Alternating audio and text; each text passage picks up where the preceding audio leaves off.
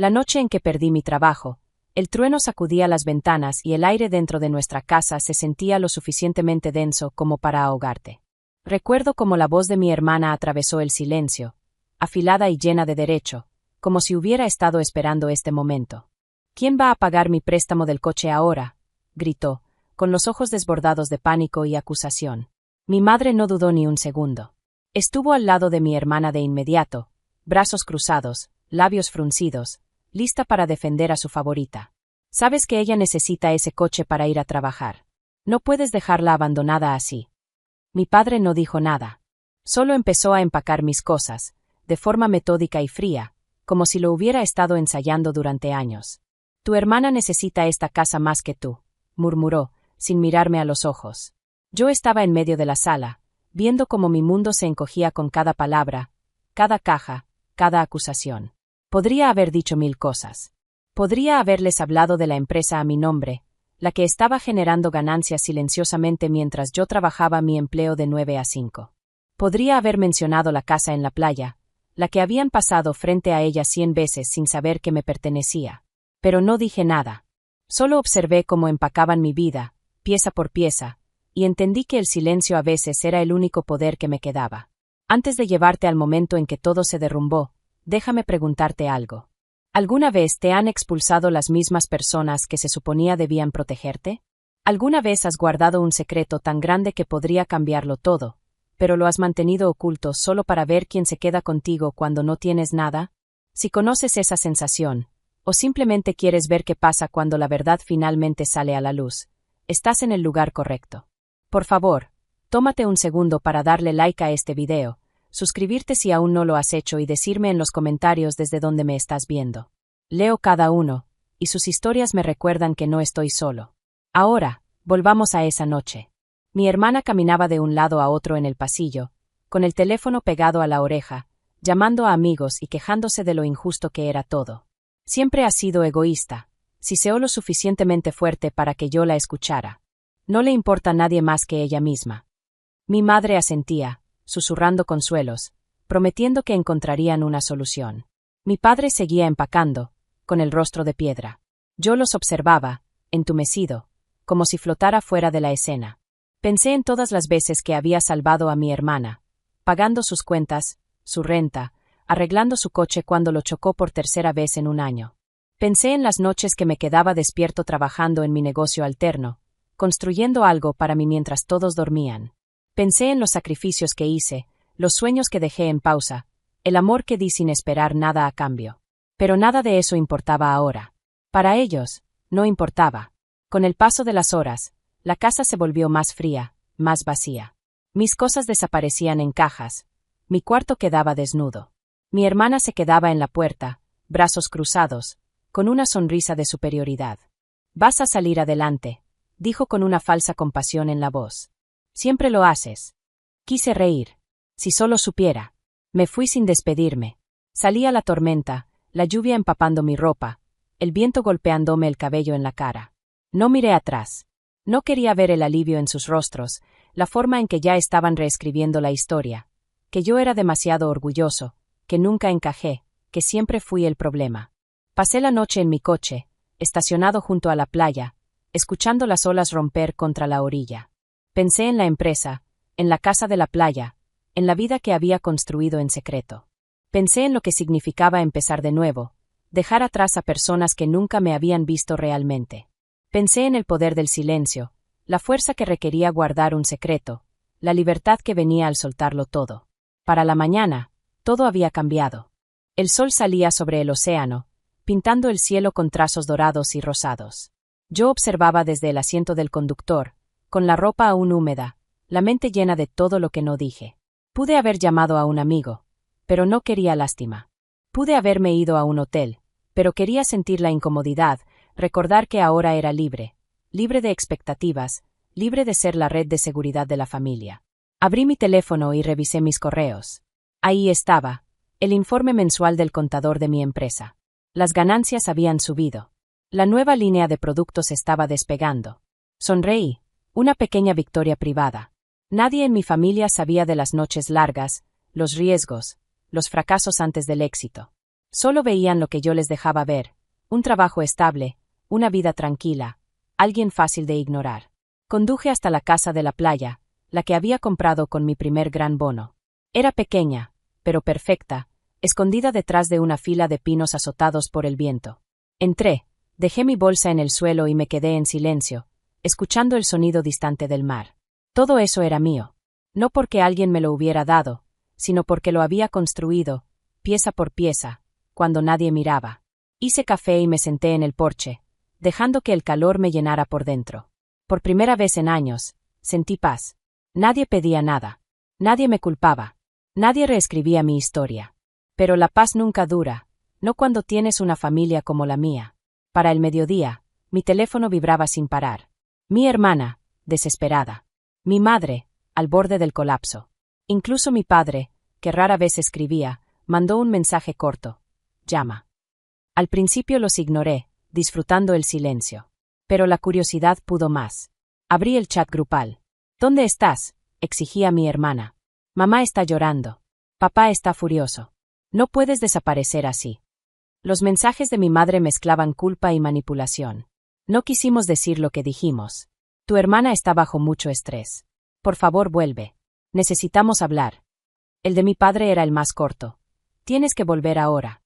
Dejé el teléfono a un lado y miré el océano. Pensé en todas las veces que dejé todo para correr a casa, para arreglar sus problemas. Pensé en los años intentando ganarme su aprobación, su amor, su respeto. Pensé en la empresa, en la casa de la playa, en la vida que había construido en las sombras, y entendí que no les debía nada. Aún así, sentía un nudo en el estómago. ¿Y si realmente había pasado algo? ¿Y si me necesitaban, no solo por dinero? Decidí llamar a mi padre, solo para escuchar su voz, para ver si había preocupación real debajo de la rabia. Contestó al primer tono. ¿Dónde estás?, gritó. Estoy bien, dije, manteniendo la calma. ¿Qué está pasando? Hubo una pausa, luego un suspiro. Tu hermana es un desastre. No puede pagar sus cuentas. Tu madre está alterada. Necesitamos que vengas a ayudar a resolver esto.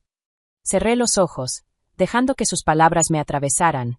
Era el mismo guión de siempre, las mismas exigencias de siempre. No puedo seguir haciendo eso, dije en voz baja. Necesito cuidarme a mí mismo por una vez. Hubo un silencio largo al otro lado de la línea. Cuando finalmente habló, su voz era más suave, casi suplicante. Seguimos siendo tu familia. Quise creerlo.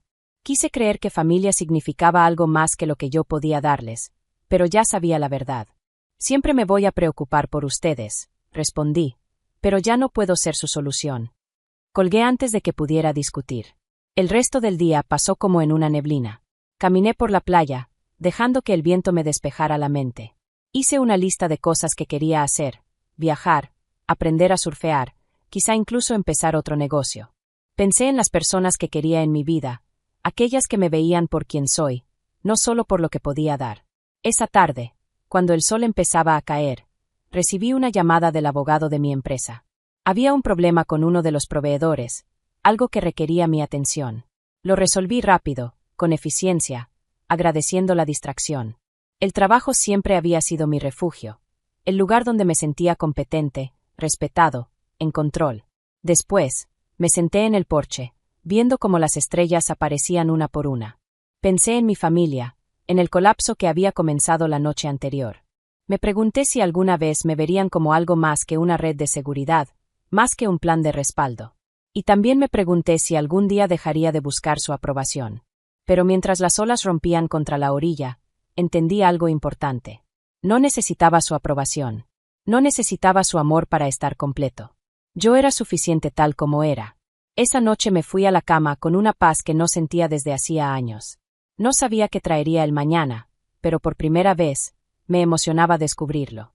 A la mañana siguiente me desperté con el sonido de las gaviotas y la luz del sol entrando por las ventanas. Por un momento, me permití creer que todo era simple, que el mundo afuera era tan tranquilo como el océano frente a mí. Pero el teléfono ya estaba vibrando, llamadas perdidas, mensajes nuevos, un buzón de voz de mi madre.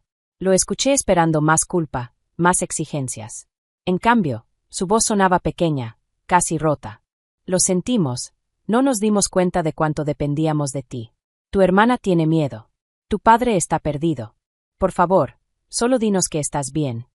Me quedé con eso durante mucho tiempo, dejando que las palabras se asentaran.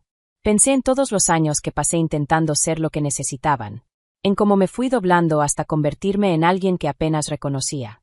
Pensé en la empresa, en la casa de la playa, en la vida que había construido en secreto. Pensé en la libertad que había encontrado en el silencio, en elegir finalmente mi propia vida. Decidí escribirles una carta. No una carta de enojo, no una lista de reproches, sino la verdad. Les hablé de la empresa, de las noches construyendo algo mío. Les hablé de la casa en la playa, de la paz que encontré allí. Les dije que los amaba, pero que ya no podía ser su solución, que necesitaba vivir mi vida, descubrir quién era sin el peso de sus expectativas. La envié y apagué el teléfono. Por primera vez no sentí culpa. Sentí libertad. Pasaron los días. Los llené con cosas que me hacían bien, caminatas largas por la playa, libros que llevaba años posponiendo, recetas nuevas que a veces salían bien y a veces no. Volví a hablar con amigos que había perdido con el tiempo, personas que me recordaban antes de convertirme en el soporte de la familia. Poco a poco, empecé a sentirme yo otra vez. Una tarde, mientras ordenaba el garaje, encontré un álbum de fotos viejo. Imágenes de mi hermana y yo de niños, sonriendo a la cámara, abrazados. Recordé esos días, antes del dinero, antes de las expectativas, antes de que todo se complicara. Me pregunté si podríamos volver a eso algún día, si el perdón era posible. Una semana después, alguien tocó la puerta. Abrí y encontré a mi hermana en el porche. Tenía los ojos rojos, las manos nerviosas. Al principio no dijo nada. Solo me miró, como buscando algo en mi rostro. Perdón, dijo al fin, en un susurro. Tenía miedo. Pensé que si te ibas, todo se vendría abajo. No entendía cuánto te estaba pidiendo. La dejé entrar. Nos sentamos en el porche, mirando las olas, hablando de todo y de nada.